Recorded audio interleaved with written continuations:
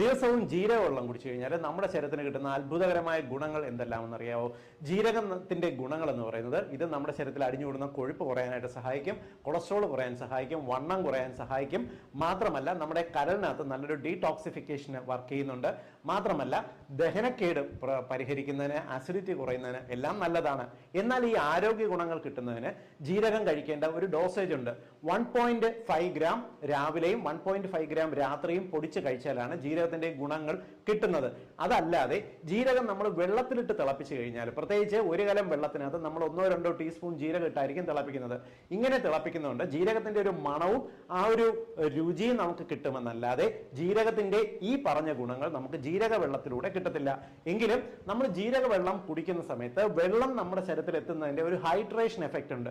ഈ ഒരു എഫക്റ്റ് മാത്രമേ ഉള്ളൂ. അല്ലാതെ ജീരക വെള്ളത്തിന് ഈ പറയുന്ന അത്ഭുത ഗുണങ്ങൾ നമ്മുടെ ശരീരത്തിന് ലഭിക്കില്ല.